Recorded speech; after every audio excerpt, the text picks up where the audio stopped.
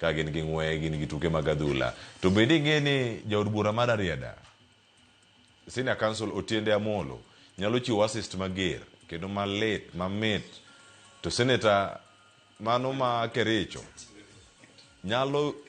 goyo kraka. Iwacho ni kogoye Nyakwara Mugejwang', yo Kereso winja kama intiere. Mano line up margi kama ne gintie Nyakwara Mugejwang'. En wadhi do thuolo mar range kendo wane bende kaka ne gol makamagi ochako kendo kaka nodonjo. To mokwongo sani okinyi ma kawuono amiyo thuolo mar moso oganda mana mapiyo. Kawuono twak thoth ahinya, ubor. Kama wantiere kar ka dhi bedo ka kod welo adek, Nyakwara Mugejwang' 2 oseregistriyo kar ka, Willis Odembe kod TM Kennedy Ochola. Willis Odembe oyawore kendo machiegni. Yawa Nyakleo, wagona Nyasaye erokamano nikech wachako dogwa romo. Weche bedo mang'eny to ka Nyasaye ochako miyo thuolo muchako romo bang' wik, ugona Nyasaye erokamano. Leo wik mokalo e weche mag mpira pressure matin, lakini ng'wono ma nyaneno nyan gi nyathi matimo Kasjea kendo nyotimo maber nikech aneno koyudo EE1 expectation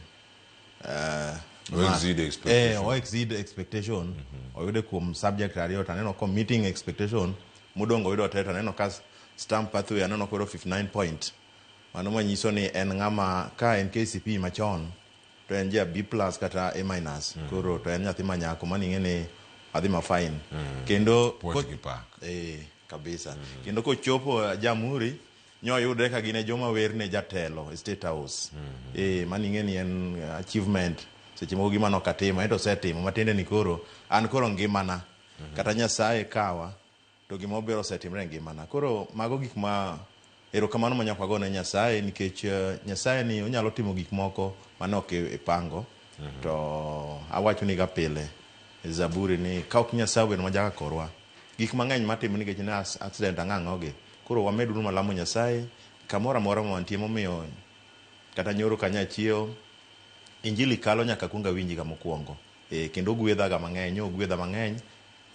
ma weche odhi maber kabisa. Kata be ni Arsenal kata be ni wawuotho gi Panadol Extra mfuko, but Nyasaye dhi bedo Nyasaye kendo an gadier pod wadhi bet e wi yien nyaka dako mogik. Erokamano ahinya Cleo. Erokamano ahinya kendo pochi pak ne nyako kuom timo makare ahinya kama ntiere kar ka. Ochola bedo nang'. Erokamano Cleo, aparo ni weekend nyok rach. Kuongo waduoko Nyasaye erokamano kuom miyo thuolo mwadugo wachako rado ka Cleo. Weche thoth gi wane Desemba, aparo ni wadong' gi days to wavuko higa. To wakwayo mana jok ma samoro nie department ma samoro koro sani koko sika moto magi jok madil gi transport ni dalawa gik moko te kata mana gol kwa daloyo jok mane mpira. It is only two ways, either build up kuso power play kata set piece. Koro gimbe seche ma koro ji chako travel koni wang'ia ne gima ng'ato timo kiketo safety mbele, my friend, kiketo pesa mbele molo safety to samoro wanyalo wito gik mokonjo witi. Wakawa ne precaution mundu wang'eni as much as wadwa ni wago trip a day to wang'eni dhano wating'o ma samoro tie jok motegemea gi either direct kata indirect. Okose bedo maber e weche makapaya nyaka sani kendo wakwayo ni Nyasaye kwa go chongo piny ni oduoknwa weche gi piny mondo kech okosali maber nyaka sani Cleo. But en akwayo ng'ata mane starring kanyo, either private either public PSV vehicle obeda ne kawa ne arita makende mag ngima jowa mondo gichop kama gidhiye mondo giduogi wadwa rado gi ji kendo higa manyien. Leo e peyo mag mpiche matindo mwagoyo kaka youth team nyonyo wan maber sana, nyo an gi game mare jo Burhan Camp Toyoyo, and very unfortunate nyo gi turnout nyo gi chopo so nyayo do 3 point kaka chik wacho mago pira manyakalo ni 2 goals. But gima ajiga ni makono ga federation pile ni jok ma are not serious contenders to giwe keto nwa fixtures kechi ka team ko kwa chako league osechiwo cover sadek moko chuno ni ndiki bero mundo dhi koro points gi sedo ka samoro ku dhi kedo kecho se gole koro giga inagi gingi nwa timbe moko ma at least manyalo kelo nwa competition kecho pira tigo e pap pira ma ji dhi to ka cover we never believe ka jok ma deal gi development we want to see Cleo kendo ambe piny wanyoru mono nyan nyithindo ariyo mane youth team manyo timo gi kendo nyogi kalo maber sana. Aparo nitie picha nywago gi kendo nywa keto gi parade kaka nyithindo kakwa sani kwa youth team wan gi under 15 asechako keto under 15 under 12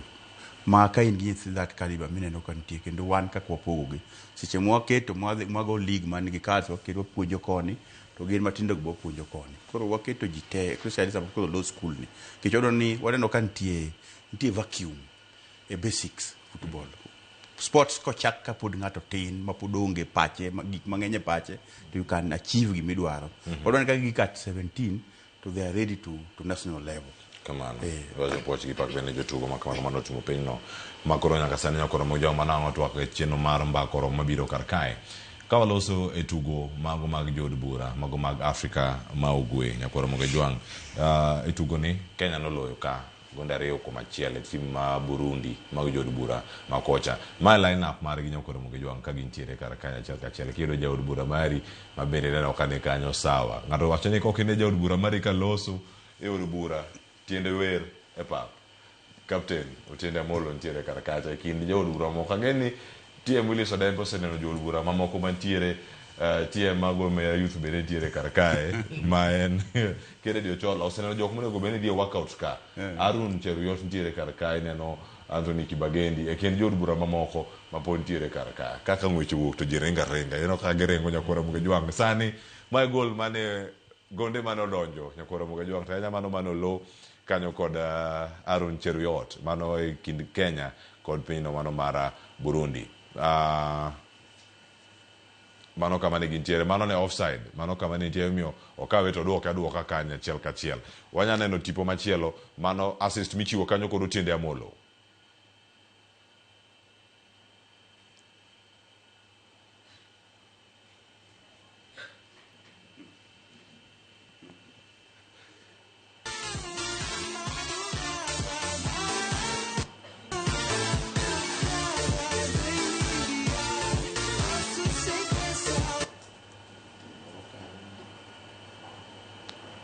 mano kama gintie kanyo ka ichiwo pod assist podi gonde pod medo mana biro achiel kachiel ero kimake tino mana ka gidhi mano Alan Chesang mano kama gintiere kendo kineno kaka gonde pod medo donjo kama gintiere enda nyisi jogi ko bimbe chance e wacho bedo weekend mapek ahinya timbe ma Kenya nogo mag junior ka te nyiri kod chuo ma giwuok e competitions magi kama ne gintiere acha kod Odembe ka gintiere erokamano ahinya Kileo mjumbe ni neno ka aparo ni koro nyisi ga ka sama nyisi ga ni Gor Mahia juogi ohero ga jo Simba Oyoma kod neno gi wang'i nikech Otiende be ok wabor en ja Oyoma to en e mbunge mara to nyi neno assist ti neno kit gol mano assist mochiwo to kit gol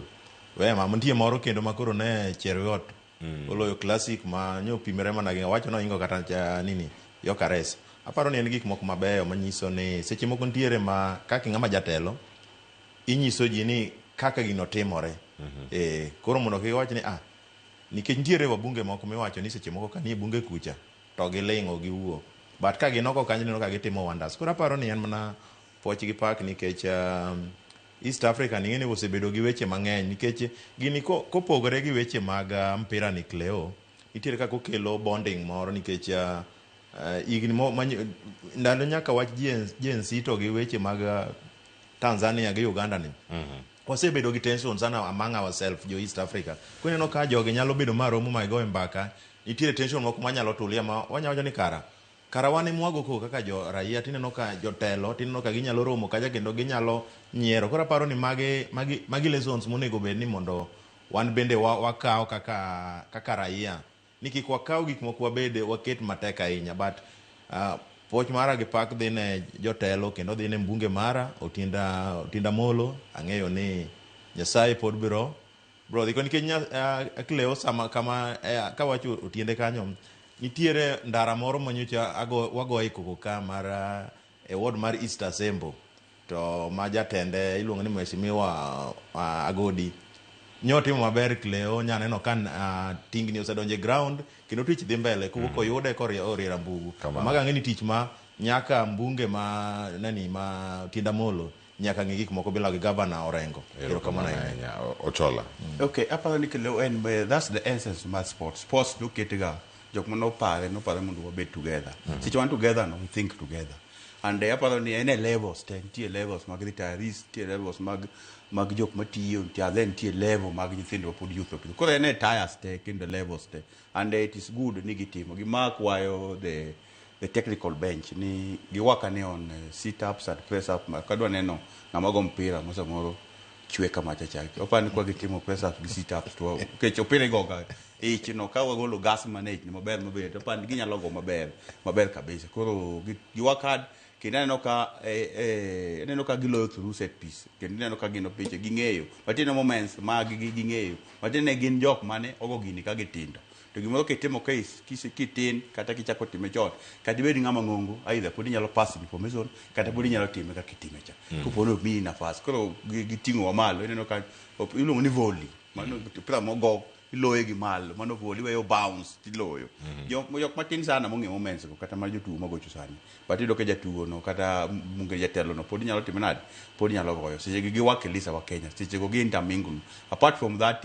sports activity, nitie other things maginyalo kata benchmark ginyalo timo. To jo Uganda gi kama gilowa kanye giwalogi kanye ginyalo compare notes. Koro magi gik ma kelo giga inaro, kendo ka gitimo gikawo nafas gi magidhi gibedi kacha e camp kama gitimo gigo en kujitolelea, nikech jogi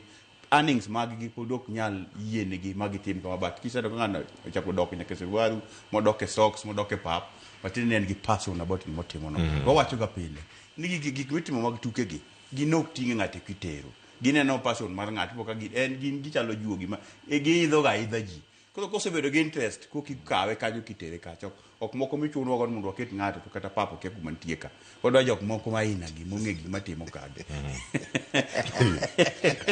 Aya na po jo wacho ni magi midhiero ma samoro nyalo bedo tiwacho ni kine magi goe kata oko kocha wane ka gigocho bende piny ka gigocho e ground, wacho gin Baba Dogo grounds kata gine kaka paucha chal, gine kaka chike makare kolosi nyalo miyo pewe maka magirito, kendo nyithindo bende yudo thuolo mago mag tugo ma e kuonde moko manya bedo ni gin kuonde moko makare oyudi kata kunyalo yudo thuolo mano mar Nyilima grounds ka nyalo goye Sema Gawa Kokinda stadium kama nyamba koro tere tournament ne bose lose run gi jod bura kacha gigocho gine Bunge FC koso gitemo machalade kanyero kamiwacho no apone ni important sana, nikech aneno kata serikal nyoketo ni madaraka gi yudo ka sani chako keti gi account mopogore celebrations gi. Koro paro ni it's high time ka wabunge gi be nyalo chako kelo county ka county gi mondo ji onegi, nikech kapo ni nyathi moro nyalo neno mana chunjo cho wacho ing'eni jogi obedo gine mar ranyisi mar nyathi matin ni gini nagoyo gini nahero ineno. Koro kapo no nyalo dhi kata madhi kata mana Nyilima karwa kacha kata kuchopo Nyilima uchopo Kisumu Moi stadium kacha tineno ka jibru biro to wacho ni kara gini en kaka mbunge nyalo goye, jatelo nyalo goyo, nyalo timo gini to kara koro wan wanyalo timo maber moloyo gi. Koro aparo ni kileo en paro moro maber kabisa. To kaka koro un jofambo nyalo mano be gik munyalo share kodgi, nikech giwega ni nyayo, nikech all along en ga mna nyayo stadium magi train magi goche ga. Koro nyalo bedo maber mondo gibe ging'e ni nitiere pewe moko ma ok beyo oko, kata kapo ni pewe mok beyo samo hinyore pap to bro ng'e ni kara pawni onego wakal ne pesa moro monego be ni ikete to the standard ma kata ka nyathi moro goche to ok nyal hinyore kleo, nikech ing'eni sami gocho nyayo to nyayo pawe ber cha injari moro midhi yudo malong'o onge, yani gik mang'eny onge. Koro kinyalo gocho kuonde kata kaka Baba Dogo stadium grounds akiwacho no ko hinyore to nyalo miye mijing'o mar dhi tero wach moro e parliament kucha malos pauno mabed kama ber. Koro aparo ni kileo en gine maber kabisa. Kinano ka for the first time mae gimobiro ma ok timrega ma en puoch gi pak kuom kelo wachni, nikech wasebedo ka seche moko nitie nyithinde ground kucha moko ng'eyo ga ni wabunge be gocho ga ji nene ga ma internet, lakini koro ineno ka sani kata mama manene dala kucha wacho ni neno ka jatendwa ema go mpira, onyalo nyiso nyathine ni ka koro jatendwa ema go mpira ito in ng'a erokamano kama gintie Sema Magawa giyud ote makende ka kuom tipo maber gineno achiel kachiel kama gintiere ocho. Aparo ni en gima ber kileo, kendo an kaka ja sport matene wahero kamano, kendo gimwadwa ni mondo wapush leaders ni giter gigi to grassroots gilwe ng'iyo peyo madongo gi sana seche ma gidhi piny ka gibiro ng'e challenges mang'eny challenge nikech gin ema gine legislator gin ma gibiro losonwa weche mag loso peyo mane grassroot nikech kudo gibe ahinya as much as government ma in place osetemo lakini pok ogik to capacity mowinjo wabed ni koro wan kodgi winjo wabed karach to kata mana adek per county mondo mi wang'e ni to dang' watim nang'o nikech kaka wang'e ni waikore ne host mar AFCON higa 2027 nyaka wachak keto gigi piny kuchocho mondo timbe mabiro ka yud kuonde ma ginyalo timo training and other things. Kamano nyokoro jong'ong rangane mago bende ka watieko kar kanyo tuke gima timore kor gwenge to sani nyokoro mujang mano ema ntiere kanyo wacho ni jotugo ma jod bura mantie Bunge FC puoch gi pak iwacho ni samoro bul jabedo ga mapek iseduogo ogeno dhi bedo mayot ahinya chenro duto ma otimo bende piny no mano ma Uganda gisebedo kanyo kuom thuolo mar juma achiel gi wiye mano ma pod wamedo luoni ka achiel kachiel kawo kanyo koro moge jwang wadane mondo mi warangi kendo warang chung mar league mano ma pacho ka league ma Kenya kanya kama wadarange mana ni league ma Kenya sa ndo chung e yo machal nade awane no table kaka chal mano chung league mano ma pacho kae Kenya Police oidho kendo osechopo malo kanyo mano kama ne intiere kerada kanye ma mondo mi ayude paro kawuok kuom TM Willis Odembe Kenya Police, Tusker, Gor Mahia, Kakamega Homeboys, Posta Rangers, Shabana. Gor Mahia yudo thuolo mar yudo mana point achiel. Points mane ginyalo yudo chiko, tuke adek mokalo. APS, Bomet, AFC, Leopards, kachiel koda kamano ma Bandari. Ma Bandari koro mana ka onyona koro ne chalo mana magaga bal. Ochola anga biro iri yangi kono kanya anga otimore tuke magoro ma yodongo do kacha wacho timbe osego 12 13 inconsistency bende ka kigocho karka kawane match week 13 jitene go bedni 13 to wacho ni sani kech team kaka Nairobi United inayo kacha ka mentiere namba 12 en gi games ochiko nikech rento en gi continental assignment e kima moko mapontiere to mai kako chung pare wiye kanyo kapoko kanyo warang